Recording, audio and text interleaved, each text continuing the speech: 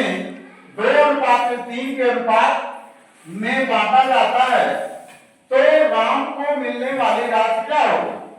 अब इस सवाल को कई तरीके से हम लगा सकते हैं, लेकिन सबसे पहले हमने बेसिक जो सीखा है उसी से पहले हम लगाते हैं। तो अगर यहां पर कहा गया है कि 4,500 रुपया है, अब ये राशि राम को अगर 2 रुपए मिलता है तो श्याम को 3 रुपए मिलना चाहिए। तो यहाँ पर राम और श्याम के राशि में जो अंतर होनी चाहिए वो हमेशा 1 का, माने 1 रेशियो का अंतर होना चाहिए। अब यहाँ पर डेट और तारीख लोग चाहिए। सबसे पहले हम लोग बेसिक तरीके से अगर लगाते हैं ना, तो यहाँ पर हम जो दी गई राशि है जिसे बांटना है राम और श्याम में, तो उसको हम पहले लिख लेते हैं 4,500 रुपए।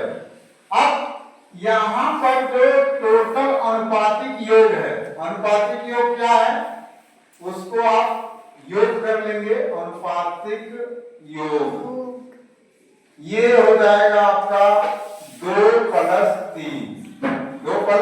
3 और ये आएगा 5। तो अनुपातिक योग को हमेशा नीचे रखा जाता है, ठीक है। और जिसका ज्ञात करना होता है उसी का ऊपर आपको गुणा करना है। मान लो आपको राम का पूछा जा रहा है तो आप राम वाला अनुपात क्या है भाई 2, तो उसी से आपको यहाँ पे गुणा करना होगा। तो जब आप गुणा करेंगे ना तो आपका कुल काटने के बाद वही राम वाली संख्या, जो राम वाला अमाउंट है राशि है, वही आपको मिलेगा। 5 9 45 और डबल 0 है तो उसको, और 9 दूना 18 और 2 0 यहाँ पे है तो वही, यानी यहाँ पे राम को जो मिलने वाली राशि है वो क्या होगा 1,800 रुपए। ये राम को मिलने वाली राशि, राम को प्राप्त राशि, तो ये आपका उत्तर होगा। लेकिन इसमें कई प्रकार से पूछा जा सकता है कि राम और श्याम को मिलने वाली राशि का अंतर बताइए, तो उसको हम कुछ अलग तरीके से यहाँ पे समझाने का प्रयास करेंगे। अब मान लो पूछा गया सवाल में कि राम और श्याम की राशि में कितने का अंतर है, तो आप यहाँ से रेशियो का अंतर निकालोगे और टोटल जो है अनुपातिक योग के अनुसार आप लिखोगे 4,500 बटे, और यहाँ पर टोटल अनुपातिक योग है 5, वो लिखोगे और अंतर जितना है उसी अंतर से गुणा कर दोगे, तो यहाँ 2 और 3 का अंतर क्या आएगा 1, और इसका 1 से गुणा कर दें तो अंतर की राशि पता चल जाएगी। 5 9 45 और यहाँ पे 900 रुपए का अंतर, दोनों राम और श्याम के मिलने वाली जो राशि है उसमें 900 का अंतर रहेगा। जैसे मान लो अगर हम श्याम का ज्ञात करना चाहें, उसने राम का ना पूछा होता श्याम का पूछा होता, तो हम क्या करते 4,500 बटे 5 गुणे, अब उसका अनुपात क्या है श्याम का 3 से गुणा करते तो श्याम वाली जो राशि मिलने वाली है वो प्राप्त हो जाती है। तो यहाँ पर 5 9 45 900 और 9 3 27, तो यहाँ पे 2,700 रुपया जो है श्याम को मिलने वाली राशि होती। अब यहाँ पे चेक कर लेते हैं कि श्याम को जो मिला है और राम को जो मिला है, इन दोनों में अंतर क्या है। तो अंतर का मतलब बड़ी संख्या में से छोटी संख्या को घटाना। तो बड़ी संख्या आई है 2,700 और छोटी संख्या राम वाली आई है 1,800।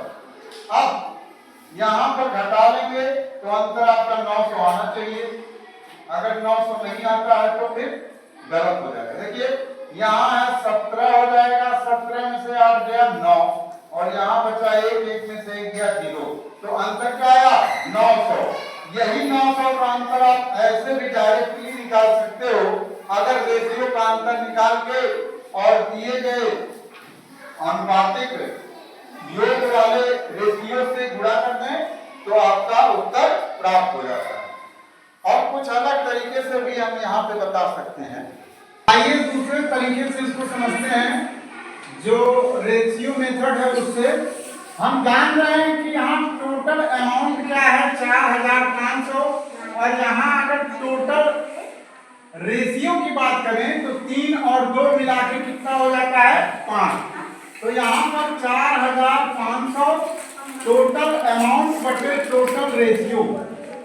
और जिसका ज्ञात करना हो खाटी मेथड से, जिसका ज्ञात करना हो उसी का हम गुणा कर देंगे। यहाँ राम का हमें पता करना है और राम का रेशियो हमें मालूम है, तो उसी से हम गुणा कर दें तो खटाक से उत्तर हमारा आ जाता है। 5 9 45, 900 और 9 9 18, 1800 रुपए यानी 1800 रुपए प्राप्त हो जा रहा है।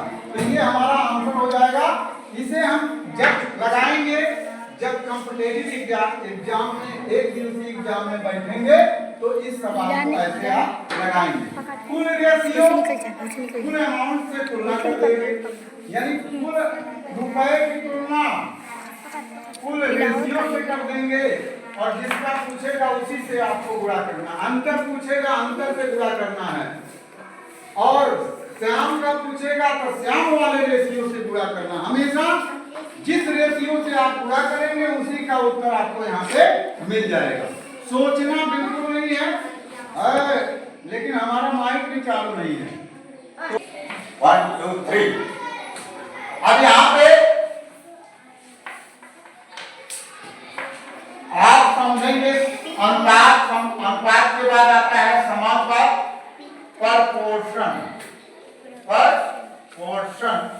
ये इसका साइन जो होता है इस तरह से होता है, यानी 4 गिनती अगर है किसी अंकों के बीच में तो वहां पे प्रपोर्शन होता है। हाँ, हालांकि यहाँ पर जो है पहले अनुपात आना चाहिए, जैसे A अनुपाते B और समानुपाते C अनुपाते D। इस तरह से कोई संख्या अगर दी है तो बीच वाला ये समानुपात होता है। और समानुपात का मतलब अनुपात समान होना। समानुपात का मतलब अनुपात समान होना, यानी अगर A बटे B को A अनुपाते B को A बटे B के रूप में लिखते हैं तो यहाँ पर अनुपात को हम बराबर के रूप में लिख सकते हैं, और इसे C बटे D के रूप में लिख सकते हैं। तो एक ये तरीका है। अनुपात और समानुपात को हम जब मिक्स करके पढ़ते हैं तो यहाँ पर अगर कोई संख्या बराबर नहीं आती है, अनुपात में कोई संख्या बराबर नहीं आती है तो उसे हम बराबर करते हैं। कैसे बराबर करते हैं? अंश तथा हर में समान संख्याओं का गुणा करके। अब यहाँ पर चाहे तो इसको ऐसे तिर्यक गुणा करके लिख सकते हैं कि A का D में गुणा कर लेंगे, AD बराबर हो जाएगा BC के, इसके BC के। इसका गुणा इसमें हो गया और इसका गुणा इसमें हो गया। तो इस तरह से हम निकाल सकते हैं। लेकिन अभी आप अचर राशियों में जो देख रहे थे, आप इसको अंकों में हम प्रयोग करके देखते हैं, फिर उसके बाद आपको और समझ में आएगा। तो यहाँ पर कुछ अंक लेते हैं और अंक के हिसाब से देखते हैं। मान लीजिए यहाँ पे लिखा है 3 अनुपाते 7 और समानुपाते 5 अनुपाते 4। तो यहाँ पर क्या यह समानुपात है कि नहीं, इसको हम चेक करेंगे। तो चेक करने के लिए 3 बटे 7 लिख देंगे और बराबर क्या यहाँ पे लिखेंगे 5 बटे 4। अब इसका इसमें गुणा कर देंगे तो ये 3 चौक क्या हो जाएगा 12, और ये क्या हो जाएगा 7 बचे 35। तो ये क्या दोनों बराबर है? अगर बराबर नहीं है किसी प्रकार से तो ये समानुपात नहीं हो सकता, ये समानुपात नहीं होगा। क्यों नहीं होगा? क्योंकि यहाँ पर जो है दोनों का अनुपात समान होना चाहिए। तो आइए इसको समानुपात को कैसे हम बराबर करके देखेंगे। क्या करना पड़ेगा? अब इसमें हो सकता है थोड़ा सा और समझा देते हैं। इसे बोलते हैं प्रथमानुपात। ये प्रथमानुपात है और ये है द्वितीयानुपात, ये है तृतीयानुपात और ये है चतुर्थानुपात। तो इसमें प्रथमा, द्वितीय और चतुर्थानुपात ज्ञात किया जाना चाहिए। तो कैसे करते हैं, इन चारों में से कोई एक मिस कर दिया हो, ना दिया हो, तो उसको कैसे ज्ञात करते हैं। जैसे मान लो यहाँ पे 3 अनुपाते, यहाँ पे डैश कर दिया और समानुपाते यहाँ पे दे दिया 5 अनुपाते 4। तो अब यहाँ पे क्या होना चाहिए, उसको कैसे हम समझ पाएंगे। तो अब देखिए यहाँ पर कोई संख्या होनी चाहिए ताकि ये समानुपात में आ सके। तो ऐसी स्थिति में हम क्या करते हैं कि जो समानुपात है पास वाले का गुणा पास वाले में करते हैं और दूर वाले का गुणा दूर वाले में करते हैं। यहाँ पास वाले का पास में, दूर वाले का दूर में गुणा करके हम इस मिस अंक को ज्ञात कर सकते हैं। तो आइए यहाँ पर हम क्या करेंगे, क्या जो मिस है वो गुणे 5 ये कर लेते हैं और यहाँ पर बराबर कर देंगे 3 गुणे 4, 3 गुणे 4। तो 3 चौक क्या हो गया 12। अब यहाँ पर 5 है तो 5 वाली संख्या को इधर जब ले जाएंगे तो क्या हो जाएगा, क्या बराबर हो जाएगा 12/5। यहाँ गुणा है तो उधर जाएगा बटा हो जाएगा। तो यहाँ पर ये दशमलव में आएगा संख्या। तो 5 से अगर भागा देंगे तो 5 गुना 10 और दशमलव लगाएंगे फिर 5 चौक 20, यानी कि 2.4 यहाँ आना चाहिए। तो हालांकि ये पूर्ण संख्या में नहीं है, कोई बात नहीं, एक एग्जाम्पल के तहत आपने ये समझा कि हम मिस संख्याओं को कैसे प्राप्त कर सकते हैं। तो सबसे बढ़िया उपाय आपको याद रखना होगा कि पास वाले का पास वाले में गुणा और दूर वाले का दूर वाले में गुणा, बीच में बराबर का चिन्ह लगा करके हम ज्ञात कर सकते हैं। तो जो भी यहाँ पे खाली रहेगा उसको हम ज्ञात। आइए दूसरा समझते हैं। मान लीजिए यहाँ पे लिखा है 6 अनुपाते 4, फिर समानुपाते यहाँ पे लिखा है 1 अनुपाते और यहाँ पे लिख दिया 12। ठीक है, तो अब यहाँ पे 12 दिया है, हमें 1 को पता करना है कि क्या होगा। तो हम क्या करेंगे, पास वाले का पास में गुणा यानी 4 गुणे 1 बराबर दूर वाले का दूर में गुणा यानी 6 गुणे 12। ऐसा कर लेते हैं। तो यहाँ पर 1 का मान अगर आपको ज्ञात करना है तो डायरेक्ट 4 से यहाँ पे कोई भी संख्या जो कटने वाली हो उसे काट लेंगे।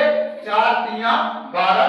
तो a बराबर क्या हो जाएगा 6 3 18, यानी 6 गुणे 3 करोगे तो a का मान 18 आएगा। अब यहाँ a की जगह क्या होना चाहिए 18 होना चाहिए। तो इस तरह से खाली जगह पे आप समानुपात में किसी संख्या को भर सकते हैं। बस इतना रहने